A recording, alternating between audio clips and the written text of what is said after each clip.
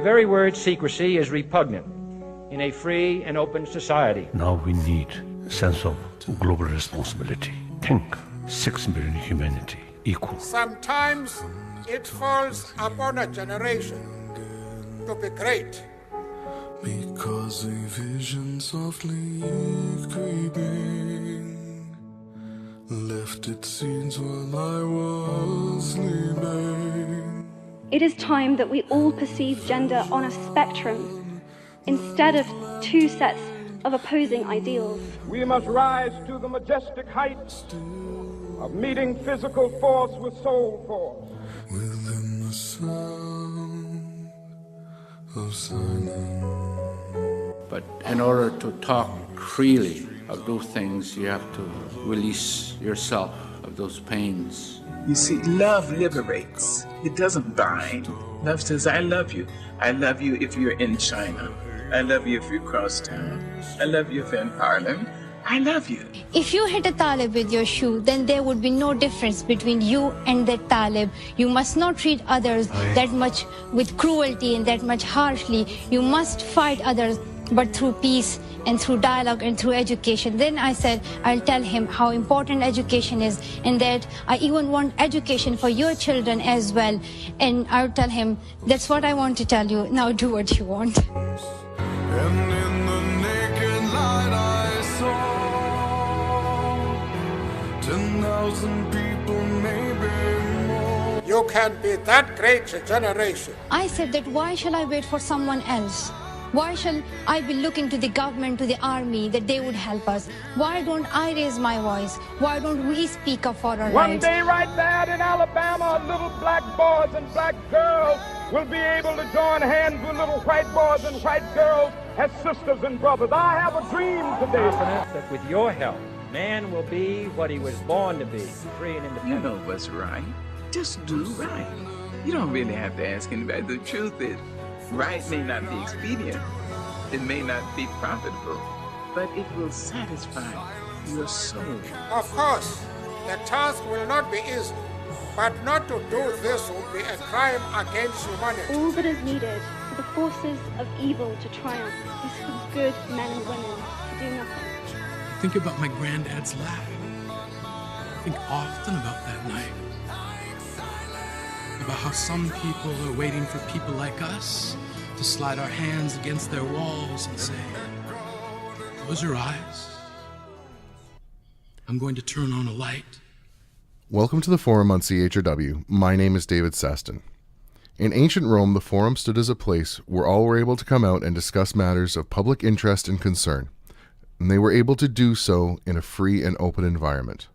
Recently at Western University and other universities around the world, students do not feel that they are able to speak their minds or ask the questions about subjects that concern them. They feel they will be judged by their friends, their peers, and their seniors because they question what's being told to them and whether what they're being told is right or wrong. We cannot have a free and just society where people are afraid to ask the questions and are afraid to speak up. This forum is a project aiming to open dialogue on these subjects that concern students. It is a place where students can talk to other students while trying to get an idea on the concepts that are floating around them without knowing why it's there. There won't be any professors or academics lecturing. This forum will be the student's voice. Because if you hear us talk about it, then maybe it's okay for you to talk about it with your friends and your classmates. The forum will focus on the what, the why, and the how. What the issue is, why it has become an issue, and how it affects Western students specifically and university students in general. What we're talking about today is an incident that happened at the University Community Center on Monday, March the 1st. Why this is an issue is, quite frankly, this shows the problem when two diametrically opposed groups come into conflict and we have a complete breakdown of common sense. If the USC and Western University is going to continue to allow racially and religiously motivated exhibits and events to happen at the UCC and around campus, this is one incident that they are going to have to take a long look at. How this affects Western students is both basic and far-reaching. On one hand, you have a young lady who was, quite honestly, accosted, harassed, and intimidated. You have up to 17 young men and women who had a complete and total breakdown of common sense and decency. They violated the Code of Student Conduct and quite possibly the law. Beyond those immediate ramifications, we are left wondering how to hold events where we have two opposing views. Does the USC need to monitor Black Student Union events?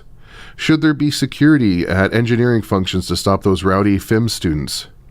I know, it may sound absurd, but 2 weeks ago I would have told you that a group of people harassing a single young woman in the middle of the UCC atrium would have been absurd too. All right, today we're talking about something maybe a little interesting. So I don't normally preface the show, but in this one I'm going to say that particularly because of what we're talking about, we are sitting down with a Jewish student, and we are sitting down with a representative of SPHR, and that's as much identification as I'm going to give, because I personally believe that it doesn't actually matter as long as balance is maintained. So what we're talking about today is there was an incident on campus a week ago Monday, where a number of students intimidated another student, intimidated them to the point where they wouldn't talk, and where other students were not comfortable talking. If you know what the forum is about, I obviously have a huge problem with this, and that's why we're going to talk about it. So initially what happened was the Palestinian Student Organization was they were holding an information session downstairs at the UCC. Everybody was welcome. Everybody was willing to participate, have conversation, have dialogue. And all of a sudden, a number of students, the Gazette reported it to be as high as 17, came down, and they weren't having conversation. They were intimidating. They were yelling. They were talking over, not allowing other speech. Who they were and what organization they belong to is a subject of debate, and that's what we're going to talk about in a minute. I guess I forgot. I'm sorry. Today I'm joined by Yoav, Michael, and Marie. Oh, I got it right. Yay. So I believe some of you were actually there. Can you tell me exactly what happened from where you were standing? Yeah, sure. So me and Marie were both there. Yoav, were you there? I'm not too sure. No, I wasn't personally there. Okay, so maybe I'll just tell a little bit about what I saw, and Marie can color that. So yes, we were having Atrium Day. It's an event we have every year, an Israeli Apartheid Week to open up the week. It's a bunch of educational displays, as you said. And this year we were focusing on the West Bank, Area C in particular. So throughout the there was a little bit of aggression throughout the day, but at one point, as you said, a group, kind of a whole swarm of students came up and were not really engaging in a debate, but more yelling, and it seemed more of an intimidation than a real conversation. And it was one of our execs, so they were vastly outnumbered, just one female exec to about, when I saw it, it was about 8 to 10 male students. Maybe it seemed to have increased when I left. Yeah, it escalated. But yeah, from what I saw, they were really trying to intimidate, and the fact that they were these males speaking down to a female student, I think kind of emboldened them to be a little bit more aggressive. So I walked over and tried to assuage the situation a little bit, and took two aside and started talking to them. So that's pretty much what I saw happen. Marie, do you have anything to add to that? Yeah, I mean, I was volunteering at the booth, so they had initially come to speak to me, and their unfortunate timing is that I was speaking to two women who write for the Gazette at that time. So initially when they came up to us, I'd say it was about 5 or 6 of them. We're used to kind of exchange back and forth, and it was a little bit more aggressive than usual, but it wasn't outrageous at that moment. The point where I started to pay more attention to it was when I noticed one of them filming us with his phone, which is a very old tactic that I actually haven't seen at Western in a few years, so it was almost nostalgic to see it. So I told him to put his phone away, and then that kind of escalates the situation a little bit more. At that point I realized that I personally stepped away from the circle to monitor it from afar. I ended up on 3rd floor UCC watching it with some people that work for USC, and they were actually the ones that decided that it had escalated to the point that campus police should be called. All right. And I believe through what I saw and through the Gazette article was that the campus police was called, UCC staff members stepped in. It was broken up to an extent, though it seemed, I came into it about the time that campus police showed up, and it seemed that that was still going on. Like, it was still sort of an attempt to go on, even after campus police showed up, which seemed to me to be a little weird. Yeah.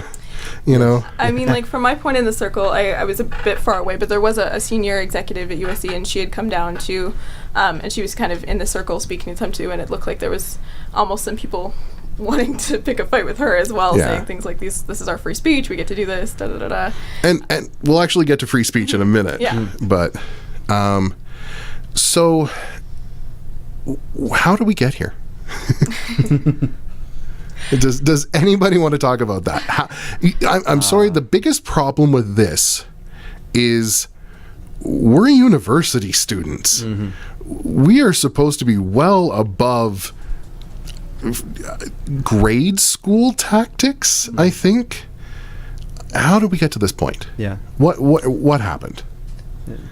I feel like this might be a good time for me to chime in. Yeah, sure. Yeah. My name's Yoev. Based on the name, I think you can probably guess which one is the Jew in the room.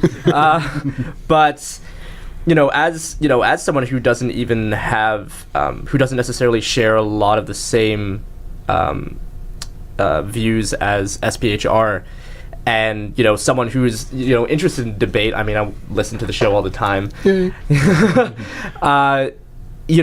I feel as if that this is definitely 100% improper behavior. This is not the way to speak your mind in any stance whatsoever. Even for me, like speaking on the end of people where I may agree with some of the sentiments that they have, the intimidators, but at the same time, I completely condemn anything that they would that the way that they did it. Intimidation to the point of physical intimidation, from the way that I heard that like some people were like pushing and shoving almost at some point, or at least blocking people. That's just not a way that people should talk to each other, especially as university students when we're supposed to be academics. And I mean, it's also just a horrible way to get your point across too. Yeah. Does anybody else, like, for Michael or Marie, how do we get here? Yeah, I think that's a very tough question, David, and a lot of history goes behind it.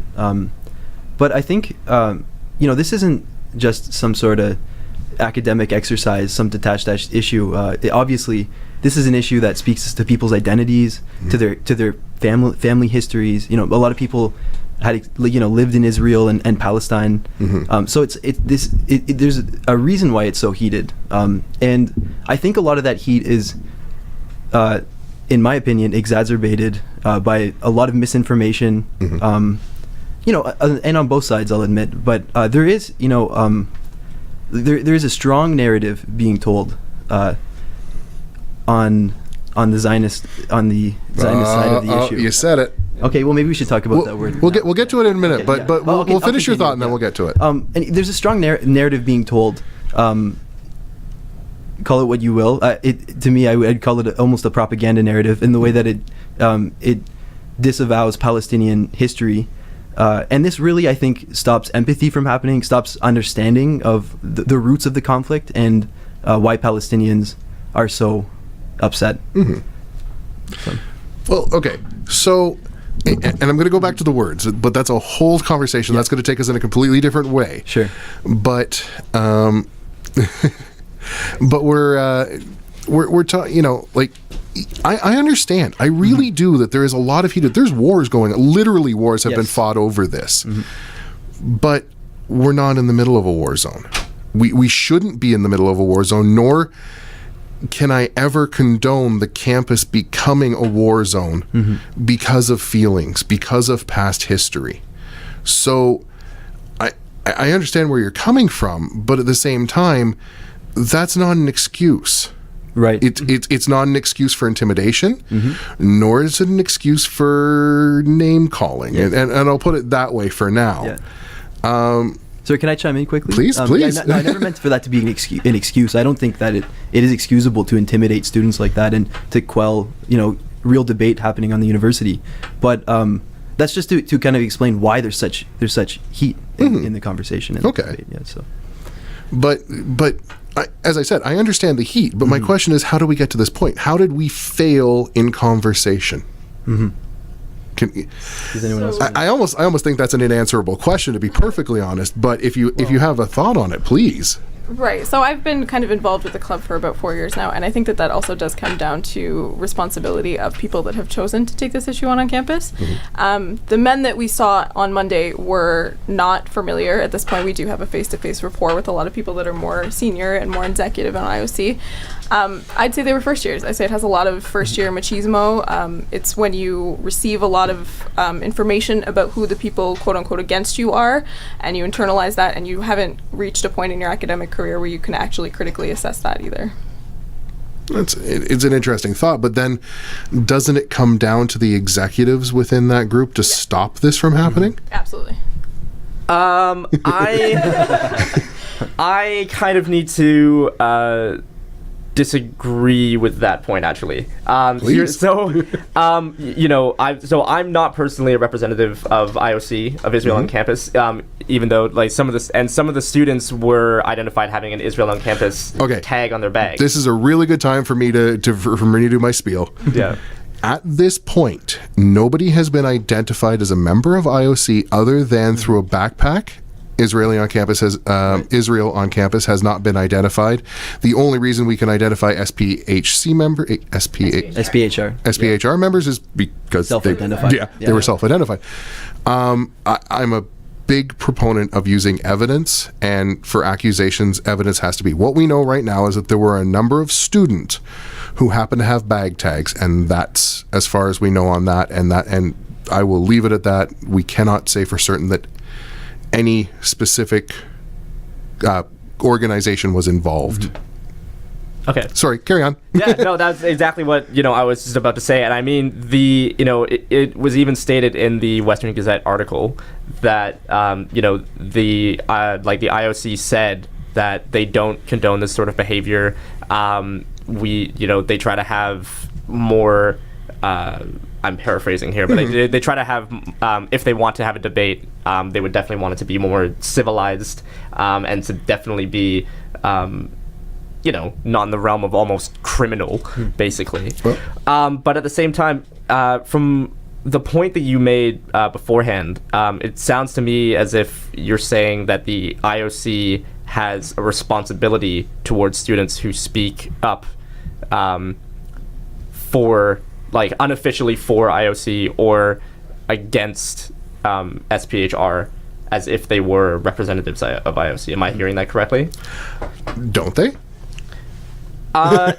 No, personally, I don't think so. I feel as if, if someone has has an unofficial relationship, with someone else, with a larger community, the IOC says, all the IOC has to say is, we don't condone this, and we condemn what they do. Well, but they don't have to, they're not going to tell everybody who may feel some sort of affiliation or some sort of connection with that community, unofficially.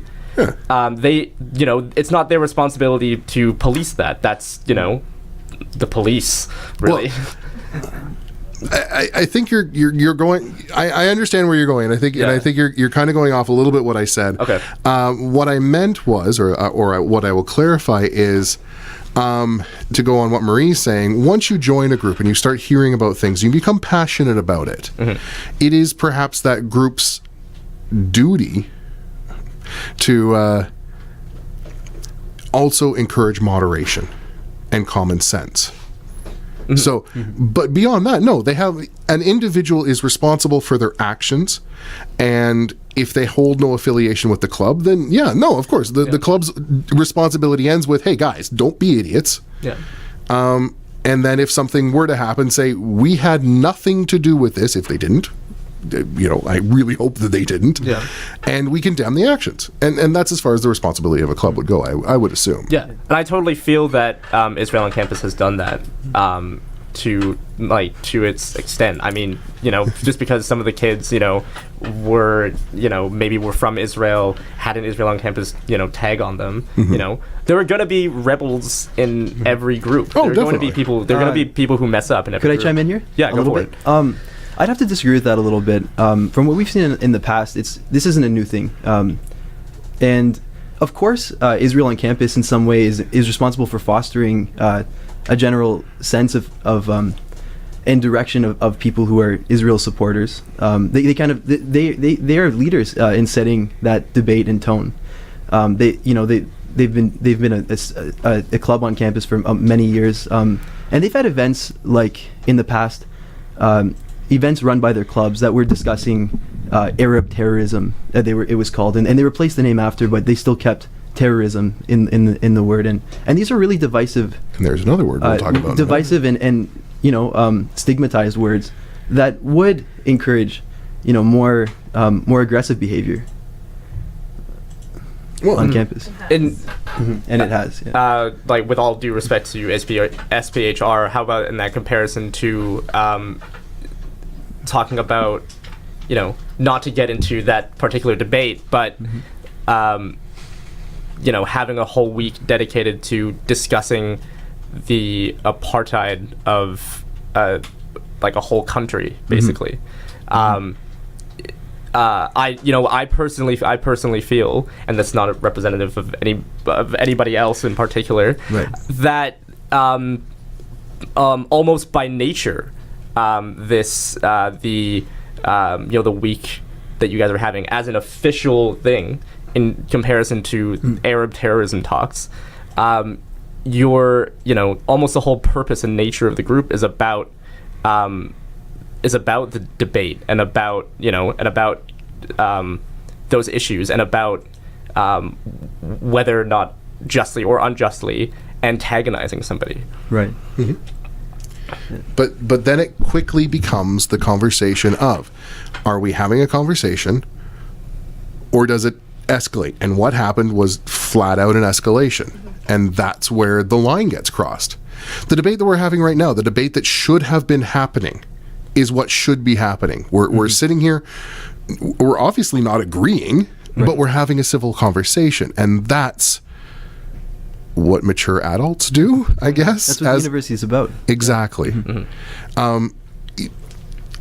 Once it gets to the point that it happened, no progress is made. It breaks down, it stops. And I think we've sort of talked about, I think we've got an understanding of, or at least an idea of how we got there, because it's not just Israel on campus versus SPHR.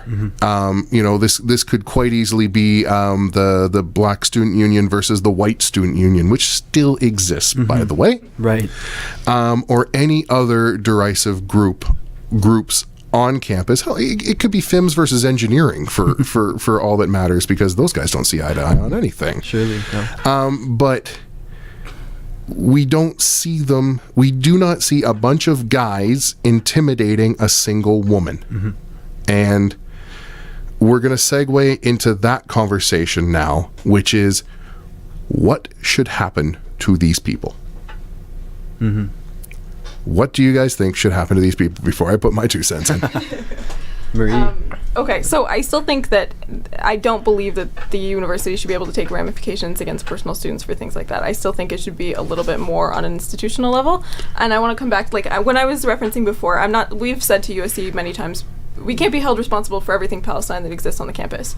However, if an event like this happened in the reverse, and events have happened where people have reported things to us that we weren't comfortable with, not good at the mic, then we've taken the time to reflect on the things that we've taught that year, the conversations that we've had with people, and we've made public posts, and frankly, we've apologized to IOC for things before. I haven't heard any recognition from IOC in the vice versa. I saw the line in the Gazette, but I haven't seen the full statement. I don't know where the full statement would have been published. And I haven't seen anything from the formal channels in the USC either. Before we go on with that one, I will put this out to the Gazette. They really need to post a link to that full thing, or IOC really does. Yeah. Carrying on. Just as a side point, I haven't seen like a full statement either. I would hope that there is some sort of formal recognition from the IOC towards SPHR about this issue, and not just simply condemning it toward to the Gazette, rather than just not just you guys who were basically the victims of this. Okay, so regarding organizations, my 2 cents are, as this point, there has been no official ties made to IOC. I do not believe that there should be any sanctions. However, there were up to 15 or 17 students involved with this. What do you think should happen to as Marie mentioned, they videotaped this. I'm sorry, that's silly. Right. Yeah. Like let's videotape us doing something bad because So they will be identified. Somebody's going to come forward. Somebody's going to figure out who these people are. What should happen to them? That's a good question. Do you want to talk on this, Marie? This is kind of conjecture. I mean, I think it throws us off a little bit because there has, frankly, been impunity for quite a while. I know I've been organizing Palestinian solidarity work for a few years, and I've personally been both spit on and stalked on my time in campus. We've had our girls, like I said, stalked. We've had people go to their professors and try to turn them against them. We've had intimidation tactics. Things like this are actually more prominent than just this one issue. I think what's interesting is that, as I said, it had actually laid low for a year or two, and now it's reemerging, and I think it's interesting to talk about why it's reemerging and why are people feeling emboldened to come back to this kind of tactic. Okay. We'll come back to that in a second, because I think it very much goes with punishment. Yeah. Yoav, do you have any idea about what should be done, or what kind of punishment should be? I think or that, opinion, anyway? Yeah, I think that you guys might agree in the sense that I feel as if the debate itself should be the actual like discussion, like any sort of like debate part of it should be completely taken out of the equation, because I feel as if that the whole week is set up to be an opportunity for discussion, and I think it should be entirely focused upon the improper conduct. And the way that the improper way that they did it. So of course, like the pushing, shoving, anything, and anything like that. Yeah, I think so. I think that it should be completely focused on that, because the whole space is meant to be as a space for debate, not as a space for intimidation. That's the only way that they sort of went out of line. Oh, certainly.